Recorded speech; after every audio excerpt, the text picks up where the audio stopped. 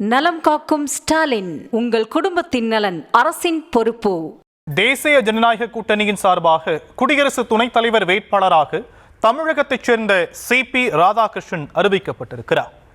நாடாளுமன்றத்தில் NDA கூட்டணிக்கு இருக்கும் பெரும்பான்மை காரணமாக CP ராதாகிருஷ்ணன் வெற்றி உறுதியாகிவிட்ட நிலையில் அவருடைய அரசியல் பயணத்தை அலசுகிறது இந்த தொகுப்பு. மழைக்கால கூட்டத்தொடர் தொடங்கிய முதல் நாளே குடியரசு துணைத் தலைவர் பதவியில் இருந்து விலகுவதாக ஜெகதீப் தன்கர் அறிவித்தது நாடாளுமன்றத்தையே அதிர வைத்தது. இதனால் உடனே அடுத்த துணைத் தலைவரை தேர்ந்தெடுப்பதற்கான கட்டாயம் ஏற்படவே அதற்கான தேர்தல் வரும் 9ஆம் தேதி நடைபெறும் என அறிவிக்கப்பட்டது. இதனையடுத்து டெல்லியில் பிரதமர் மோடி தலைமையில் நடைபெற்ற பாஜக நாடாளுமன்ற குழு கூட்டத்தின் முடிவில் துணை ஜனாதிபதி பதவிக்கான NDA கூட்டணி வேட்பாளராக அறிவிக்கப்பட்டார் தமிழகத்தைச் சேர்ந்த CP ராதாகிருஷ்ணன். திருப்பூரை பூர்வீகமாக கொண்ட CP ராதாகிருஷ்ணன் சாதாரண விவசாய குடும்பத்தைச் சேர்ந்தவர். இளம் வயதில் டேபிள் டென்னிஸ் சாம்பியனாக திகழ்ந்தாலும் அரசியலில் அதீத ஆசை கொண்டவராக இருந்தார். பள்ளி பருவத்தில் RSS மீது ஆர்வம் தொற்றிக்கொள்ளவே 16 வயதில் தன்னை RSSல் இணைத்துக் கொண்டார். அதன் அரசியல் பிரிவான ஜனசங்கத்தில் தீவிரமாக செயல்பட்ட அவர் பின்னாளில் பாஜகவில் இணைந்தார். 1996 காலகட்டங்களில் கொங்கு மண்டலத்திற்கு பாஜகவை அறிமுகப்படுத்த தனது சொத்துக்களை விற்று செலவு செய்ததால் பாஜகவின் தேசிய முகமான அத்வானிக்கு நெருக்கமானவராக மாறினார். இதனால் 1998ஆம் ஆண்டு மக்களவைத் தேர்தலில் கோவை தொகுதியில் போட்டியிட வாய்ப்பு கிடைத்தது. மக்கள் ஆதரவால் சுமார் 1.5 லட்சம் வாக்குகள் வித்தியாசத்தில் வெற்றி பெற்ற ராதாகிருஷ்ணன் தமிழக பாஜகவின் மிகப்பெரிய அடையாளமாக உருவெடுத்தார்.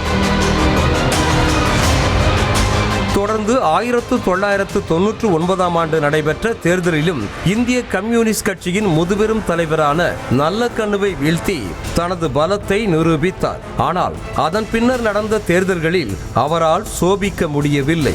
இருப்பினும் மனம் தளராது தொடர்ந்து கடுமையாக உழைத்த அவருக்கு 2004ஆம் ஆண்டு பாஜக மாநில தலைவர் பதவி தேடி வந்தது. தமிழக பாஜக தலைவராக இருந்த காலகட்டத்தில் நதிநீர் இணைப்பை வலியுறுத்தி மாநிலம் முழுவதும் யாத்திரை மேற்கொண்டு கட்சியை மக்கள் மத்தியில் பிரபலமாக்கினார். 2004ஆம் ஆண்டில் தேசிய ஜனநாயக கூட்டணியில் இருந்து திமுக விலகியதால் பாஜக சங்கடத்தில் சிக்கியது.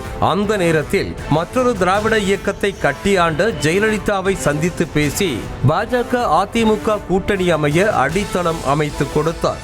இப்படி கட்சியின் நலனுக்காக தொடர்ந்து அக்கறை காட்டிய இவருக்கு மத்திய கயிறு வாரியத்தின் தலைவர் மற்றும் ஆளுநர் பதவிகளை வழங்கி அழகு பார்த்தது பாஜக. கடந்த 1 வருடத்திற்கு மேலாக மகாராஷ்டிர மாநில ஆளுநராக இருந்த ராதாகிருஷ்ணனை தற்போது நாட்டின் உயரிய பதவியான குடியரசு துணைத் தலைவர் வேட்பாளராக நிறுத்தியிருக்கிறது பாஜக. ஆனால் ராதாகிருஷ்ணனின் உழைப்பை அங்கீகரிப்பதை தாண்டி தென் மாநிலங்களில் காலூன்றும் நோக்கில்தான் பாஜக இந்த முடிவை எடுத்ததாகவும் சொல்லப்படுகிறது. குறிப்பாக அடுத்த ஆண்டு தமிழகத்தில் சட்டப்பேரவை தேர்தல் நடைபெறவுள்ள சூழலில் கொங்கு மண்டலத்தில் பாஜக வெற்றி தடம் பதிக்க ராதாகிருஷ்ணனின் இமேஜ் உதவும் என்பதாலேயே அவருக்கு இந்த பதவியை வழங்க பிரதமர் மோடியும் மத்திய அமைச்சர் அமித்ஷாவும் முடிவு செய்ததாகவும் ஒரு கண்ணோட்டம் முன்வைக்கப்படுகிறது. நலம் காக்கும் ஸ்டாலின், உங்கள் குடும்பத்தின் நலன் அரசின் பொறுப்பு.